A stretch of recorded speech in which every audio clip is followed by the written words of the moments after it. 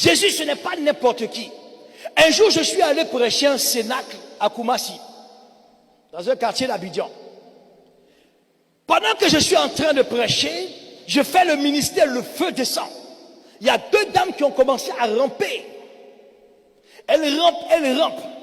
Je prie, j'ai dit, envoyez à l'intercession. J'ai fini la mission, je suis en train de rentrer chez moi. Le service d'intercession m'appelle et me dit, ah, mais berger, il y a deux dames là, je ne sais pas si tu as vu, elles rampaient. Je dis, si, j'ai remarqué qu'il y avait deux dames qui rampaient, comme des serpents.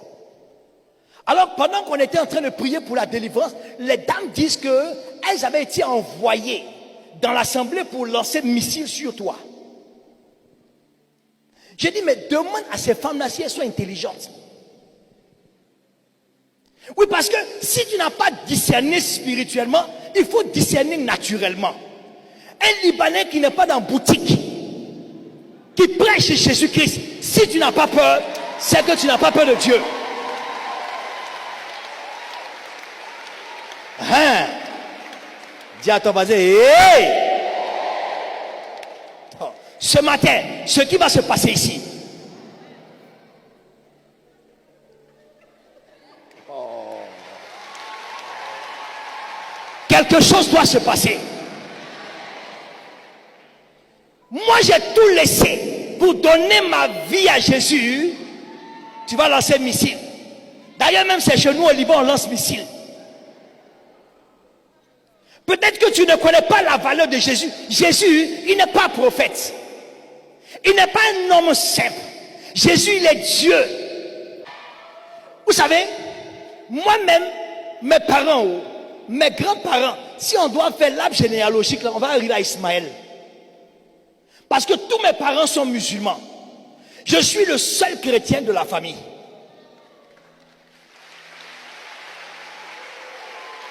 Toi encore, on te prêche Jésus.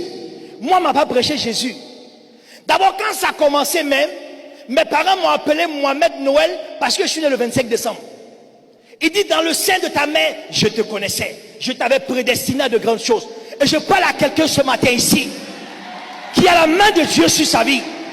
Parce qu'il y a quelqu'un ici dans l'assemblée, Dieu veut faire de grandes choses avec lui. Donc quand les gens se lèvent, je dis non, restez tranquille. N'allez pas vite, ne vous pressez pas. Dieu là, il a son temps. Il a sa saison. Moi j'étais dans les sciences bizarres. Je vous assure. J'ai fait Maïkari. On dit initiation. On touche mon front, on dit tu vas voir une lumière. Je n'ai jamais vu lumière. Jamais. Je les cherche même. C'est des menteurs. J'ai fini, je suis allé dans tarot, numérologie, astrologie. Je suis rentré en plein dedans. Je vois qu'il n'y a rien. Je suis allé chez les bouddhistes. J'ai chanté en langue. La langue des bouddhistes, je n'ai rien vu. Depuis que je chante, je suis assis. Ni devant, ni derrière. C'est la réalité. Et ça ne me suffit pas. Je veux une spiritualité pour aider les gens. Je ne comprends pas. Je dis, mais qu'est-ce que je peux faire? Je suis allé dans la Rose-Croix. Ah ouais. Ah ouais. J'ai tourné haut. Comme Abraham. J'ai fouillé. Personne. Jusqu'à je suis allé prendre un coach spirituel. Pour m'aider à ouvrir mes sens spirituels. J'ai commencé à lancer Cori. Les gens consultaient chez moi à la maison, on vient, je lance Cori. Quand tu viens comme ça, je te dis, bon, quand je vois ton problème même, je sais qu'il y a un blocage sur ta vie. Tu vas au marché, tu payes 2 colas qui rient. Tu fais en direct, tu ne connais pas, tu connais, tu es vaincu. Qui n'est pas allé ici chez Marabout une fois? Dites la vérité, hein? Ah bon? Presque tout le monde. On te dit, prends un œuf, faut parler. Et puis tu casses un carrefour. Je dis, mensonge. Il n'y a pas Dieu dedans. Amen. Il n'y a pas Dieu. J'ai lancé courir jusqu'à, je suis fatigué. Il y a une femme qui est venue consulter. Elle vient, je lance le courir, je lui donne. Va faire tel sacrifice. Elle fait les sacrifices. Elle revient. un mois, 2 mois après, son problème s'est aggravé. J'ai dit, ah, mais je ne comprends pas. Alors j'ai commencé à insulter Dieu. J'ai dit, mais Dieu, tu n'existes pas alors. Parce que pour moi, ça ne passe pas dans mon esprit. Comment est-ce que tu peux accepter que des gens souffrent comme ça? Comment toi-même, tu peux accepter qu'il y a des gens qui pleurent comme ça à longueur de journée? Comment tu peux accepter qu'il y a des gens qui dorment dans la rue? J'ai insulté proprement Dieu. Tu n'existes pas. Je vais me coucher. J'ai fait un songe.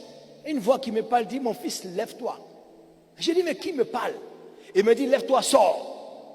Je sors, je me mets sur une terrasse. Il me dit, est-ce que tu vois autour de toi la nature? J'ai dit, oui, j'aime la nature. Il dit, qu'est-ce qui fait bouger les arbres? J'ai dit, le vent. Je me suis réveillé. Le matin, je suis allé payer une Bible dans une église sans savoir pourquoi je paye Bible.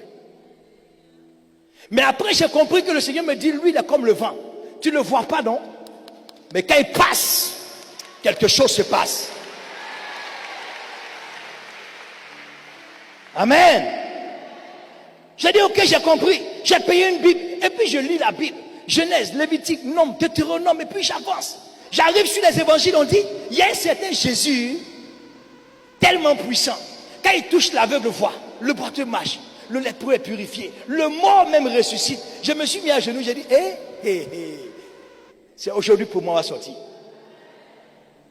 Jésus, si tu es Dieu, montre-moi ce miracle. Moi, j'abandonne tout, je te suis. Vous voyez, les chrétiens ne sont pas violents. Quand j'ai fini de prier, le même soir, j'ai fait un autre songe. La même voix qui me parle, qui me dit, mon fils, lève-toi. Je dis, si c'est toi, Jésus, qui me parle, montre-moi le miracle. Il dit, non. Si tu cherches le miracle, tu vas te tromper. Mais aime ton prochain comme tu aimes ta personne, tu seras toi le miracle pour tes frères, pour tes sœurs. Parce que moi, mon Dieu, là, Jésus-Christ de Nazareth, là, il n'est pas comme les dieux qui sont muets. Il parle, il entend, il voit. C'est parce qu'on ne discerne pas. Excusez-moi, Jésus est Dieu. Jésus est Dieu. Pourquoi il est Dieu? Pourquoi? Jésus est Dieu parce qu'il a l'autorité. La Bible dit qu'il n'y a pas un nom qui est au-dessus de son nom.